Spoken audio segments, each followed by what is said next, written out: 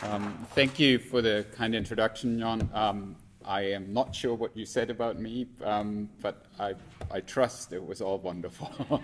So that tells you that unfortunately I don't speak your native tongue, but I can speak in English, and I know your English is all excellent, and obviously if there are questions or if I talk too fast or if my German accent really mixes things up, just stop me, just put the hand up.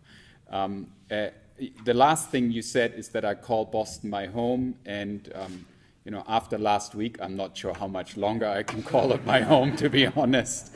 It's a little scary what happens there, but that's not why I'm here today. I'm here to talk to you about edX, and both who we are, why we are in existence, and what we think the future of education will hold. So hopefully there is something of interest to you in my presentation, and at the end I'm hoping we can have a little bit of a question and answer session. So if you do have questions, I'd be very happy to answer those. So reimagining education. I guess the first question is why? Why should one reimagine education?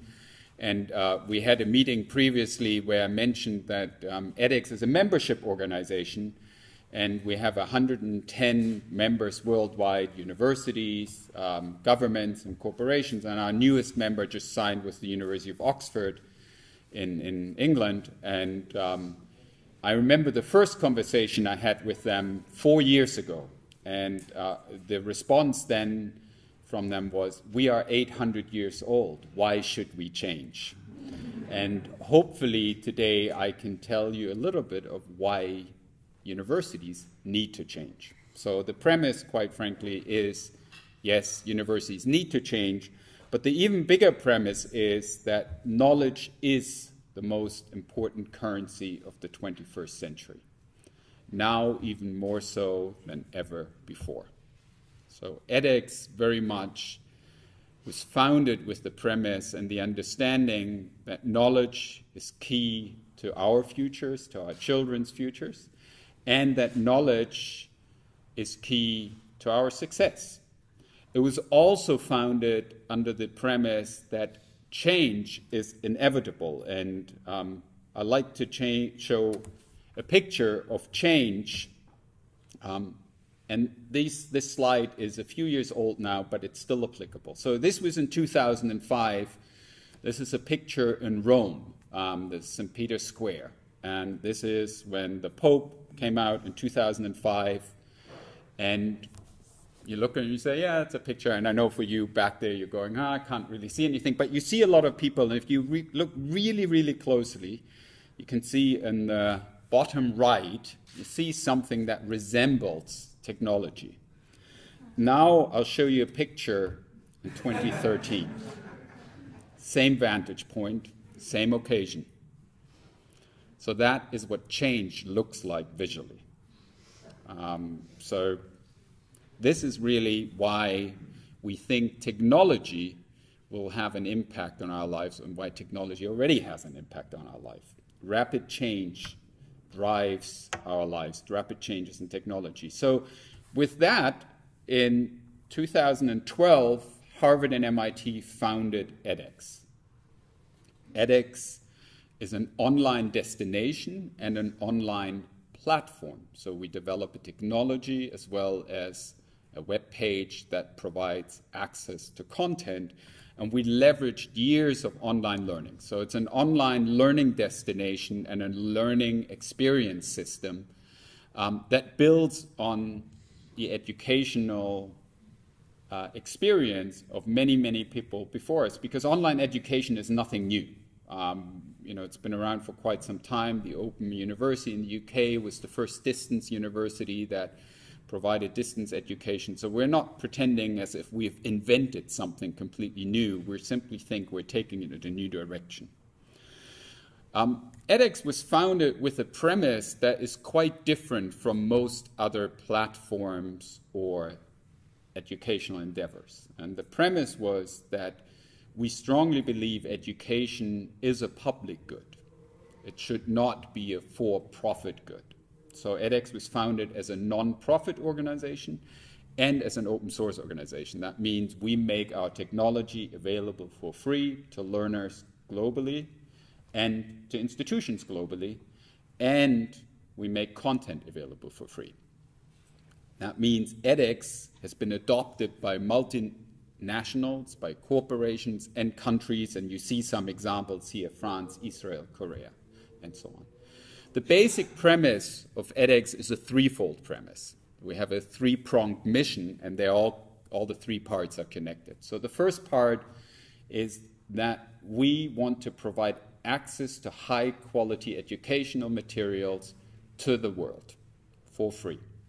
So anyone can enroll in an edX course as long as they have an internet connection or a mobile phone, because we have apps as well, for free. That was the basic premise, and the idea was that the rising tide lifts all boats. Again, the premise that education is good for everyone, and if we can educate the world and make education and material accessible, it's good for everyone. The second part of our mission was very much focused on what you're doing, and that is academic institutions. And that is, we wanted to reimagine education on and off campus. And I'll talk a little bit about what that means and how we're doing that. But it's very much about not replacing what universities do, but rather complementing it and enhancing it in ways that we couldn't previously do because technologies weren't available that are available today. And the last part of our mission is about pedagogical research. So we and our partners, I should say, engage in pedagogical research to improve learning outcomes. So those three parts are very much connected. Learning outcomes, access, on-campus and off-campus education, and learning outcomes. And 4 years ago, we started with 2 partner universities, 1 course, and 12 people. And today we have 9.5 million learners, 1,200 courses, 110 global partner universities, 30 million course enrollments. So that means people who generally enroll in more than 1 course, and over 5,000 learners who have achieved actual academic credit. And I'll talk about how that is a little bit different from just access. So access means we provide content to anyone, but it's really just the distribution of content rather than academic-backed credit. However, we've also implemented solutions where courses can be offered for academic credit. Those are relatively new. That's why that number is still only 5,000 plus, but it's growing on a weekly basis by about 500 people. Open edX, I talked about our open source technology, and again, this is important if for no other aspects than it creates a global ecosystem of partners who work on enhancing technology. And quite frankly, I always say to universities, it's a risk mitigation for an institution, for an edX member. If at one point you say, what edX is doing, I don't really like it, whatever a membership or a partnership with edX means to you, it's not being lost. You simply take the technology and you do it yourself.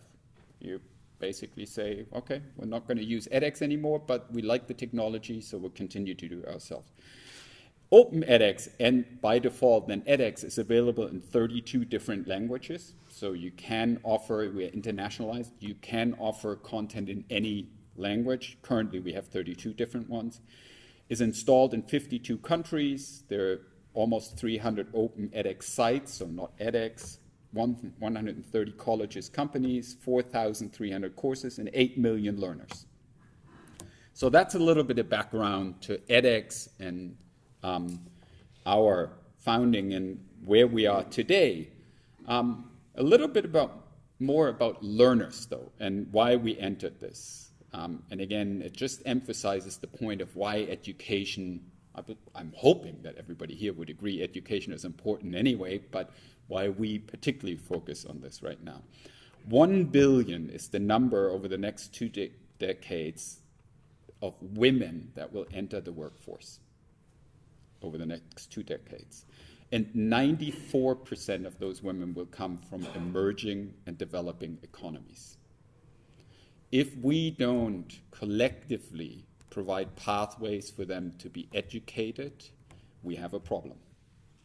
So again, we are seeking to improve that, not just in emerging economies, but in emerging economies in developing countries especially. And the second important factor here is the fast and growing population in higher education is the working adult student, lifelong learners. The concept of from cradle to grave learning is something that will be ingrained, if it isn't already, in our society. Learning cannot anymore be segmented to a 4-year stint at an academic institution or 12 years in school or whatever it might be, but it's a lifelong process. And so what we need to do as academic institutions, provide pathways to learners that provide pathways both to continuing academic credentials, but also to work skills so that they can be productive members of the society. So all of these factors really build the foundation of edX, and in many ways you are quite fortunate, because if I stood here 4 years ago, I would have talked about a mission and a vision, but I would have said, trust me, because we had no idea. We did many things, and many things went not so well. But after 4, almost 5 years, we actually have a set of emerging themes, and we have billions of data points from learners in 198 countries, as I said, close to 10 million learners with 30 million course enrollments. So we actually know pretty well what drives positive learning outcomes and what some of the emerging themes are that institutions should think about. So here are 5. The first one is, many universities think technology innovation shouldn't be driven by academic institutions. On the contrary, universities play a very important role and can play a role and have played a role in driving technology innovation, not just through MOOCs, but through other pathways as well. The second emerging trend, and the reality for many of our partners, and the reality in the future, is there is an evolution of academic pathways and alternative credentials emerging. It's not necessarily about a linear path anymore. Think about curricular pathways, stackable degrees, micro degrees, mini degrees, lifelong learning. The next one is really, really critical to edX, and quite frankly, all of these are important, but me personally, in my role, this is often the one I get most excited about, because I see it on a daily basis and I see the value that collaborations can bring. Collaborations between institutions become increasingly important. That's collaborations on strategic aspects, but also collaborations on content, on research. And I know you, probably all of you already do that, but truly global collaborations on content development will be the norm in the future. I don't believe even Harvard, with $30 billion in cash, cannot go it alone. Now, or say, whether you like Harvard, whether you like the US, whether you like MIT, but if they admit that with all the money in the world they can't do it alone, maybe other institutions should listen. Just a thought. So another emerging trend is about employment skills. Employers are increasingly accepting alternative credentials. We can tell you one, we're experimenting with this, but we have Microsoft as one of our partners, and they're developing content. And Microsoft is saying to us that they rather hire someone who's taken a curricular pathway that meets their distinct objectives than someone who has a linear degree. Now, whether we find that a positive or a negative, it's a reality. And we also have to face the reality that many, many learners and students enrolled on campus are looking to enter a career after they enter university. And universities are not all about career preparation, but they need to have some emphasis on this, and they should work together with employers to understand what are some of the necessary career-based skills. There are many, many other things that universities do that continue to be highly relevant, but this is an important fact. Last but not least, one of the key trends that we've observed is that research and analytics help drive improvement in learning outcomes. It goes without saying. So some of the selected platform themes that we've developed. So we improve discovery experience and course pathways. That means learners, it's not quite personalized learning, but learners really, we can do adaptive hinting, we can provide career progression pathways, learning pathways that are unique to the individual abilities of the learner. We establish credible credentials, and we are improving teaching and learning tools. That means robust, engaging, effective tools. We need to scale and extend technology platforms together with our partners, and we need to provide marketing, business model, and discovery opportunities for content, because ultimately this costs a lot of money. So universities, even if they're publicly funded, at some point need to see some return on investment. How do we do that? What are some of the key themes for learning? Learning needs to be active, it needs to be social, it needs to be flexible, and if you do all of those things, learning outcomes will be improved. I can talk about many, many examples, but I'll just leave it at that. But I did want to show you, just for a couple of minutes before I talk about the future, an example of the evolution of teaching and learning from MIT. So hopefully this works. Let's say the surface of the crystal looks like this. It's slightly miscut. Well, the problem with that is I'm breaking bonds here, I'm breaking bonds here, I'm breaking bonds here. 3091 is what we call a general institute requirement. The learning outcomes are all the same chemical principles as you would get in a university chemistry course.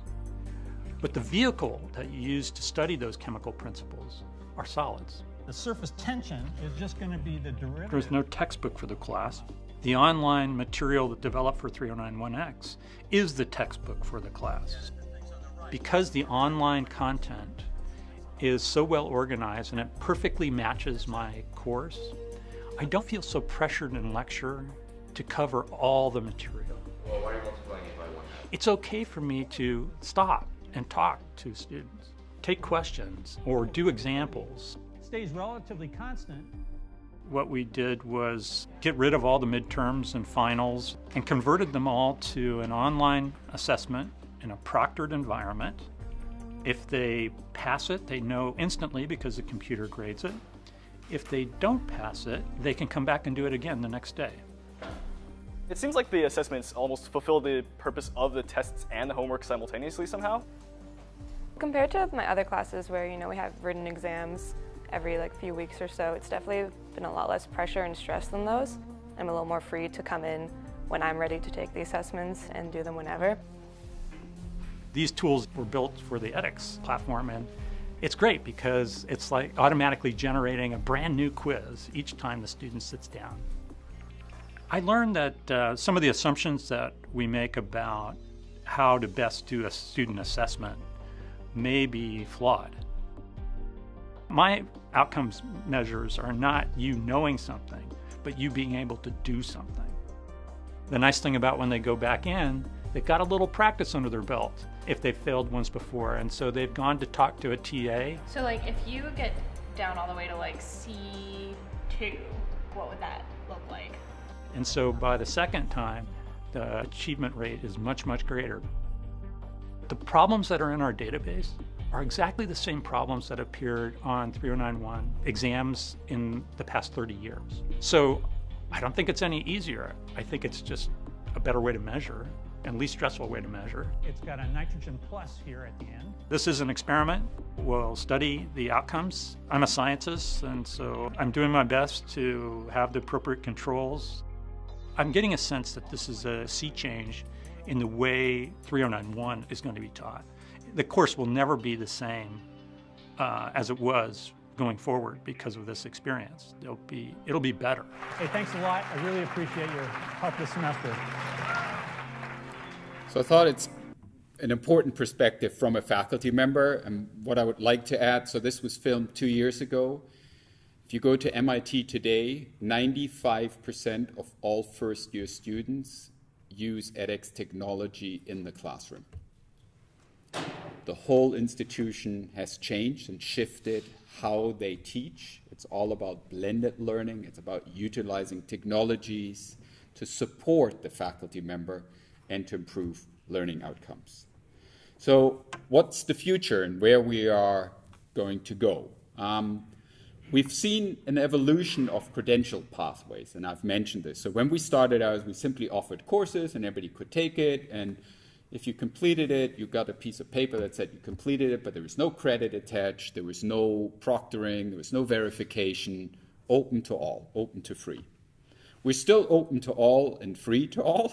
However, we understand that institutions, particularly if you are looking at issuing credits, need to have ways to measure success. So we issued verified certificates, proctoring services, series, credit, and the latest product is the MicroMaster, which we rolled out just a short while ago. MicroMaster is about a third to a half of a full master's degree that you can take online. It counts for credit.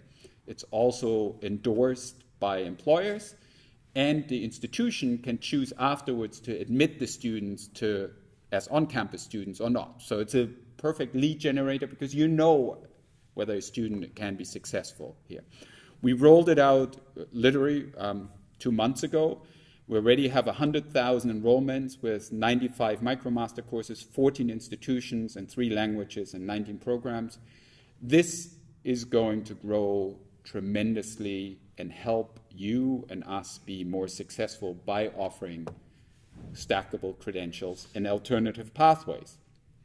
So really, what questions should you ask yourself as an institution? I always say, if nothing else, even if you say that's all hogwash, I don't believe a word, and I think nothing needs to change, you should still ask yourself questions when you think about online learning. And I'll emphasize some of these. So there are, of course, strategic, economic, and policy considerations. If nothing else, ask yourself, where are you going to be as an institution 10 years from now? What will be the expectations of the students? And what do you want to be? Is there a match? Because often you find there isn't a match. There's policy, public policy. How will it inform what you do? The second layer is, what is your institutional learning pathway or your students' learning pathways? What are they going to look like in the future? What is the size and the structure of a unit of learning? Is it a 16-week course? Is it a 12-week course? Is it multiple short segments? Can a student enter at any point? Do you have to be at university for 4 years, or do you go for 2 years, work a little, and then come back to complete your degree? Those are questions that you should think about. The student experience, just like I said, what is the role of the residential and house experience in the student life cycle? Are you cannibalizing your own business model by working in an online setting? Or are you simply morphing into a new model that allows students to engage with you in different ways and delivers a higher value? What is the impact on spaces? I can tell you again, I'll take MIT and Harvard because they've been doing this the longest now with us. MIT, when it's building new buildings, is not building large lecture halls anymore. It's building maker spaces, small spaces. It's reconfiguring its libraries. MIT just this week has published a report on the future of its libraries. Harvard did this a couple of years ago. If you read those reports, you'll see that they become open spaces. They're not the library that you're used to. They become engaging spaces, teamwork spaces. At MIT, they were thinking new buildings, well, how can we engage faculty more?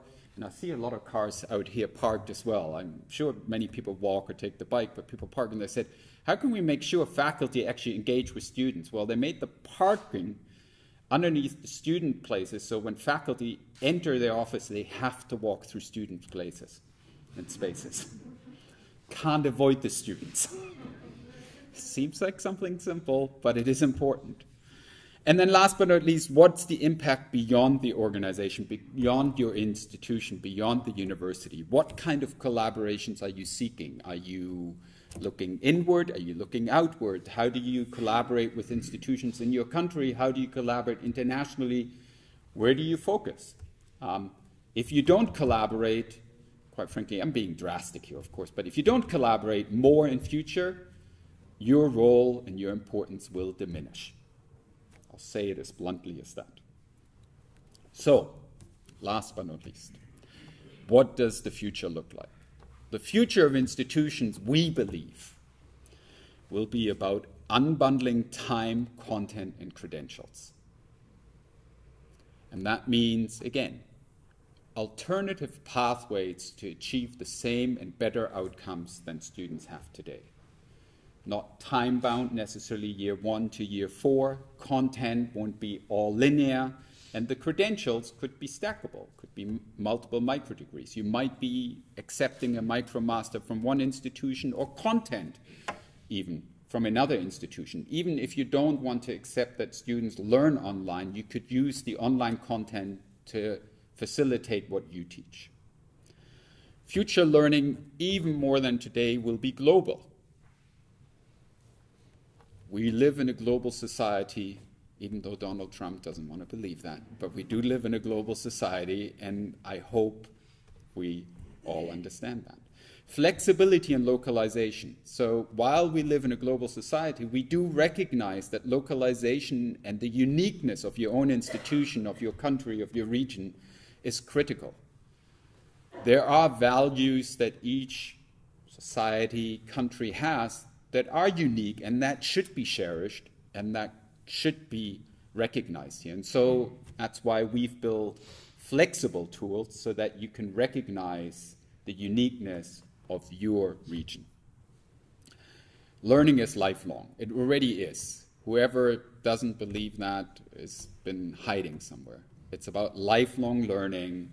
It's not about a point in time. It's about your whole life. Learning is blended.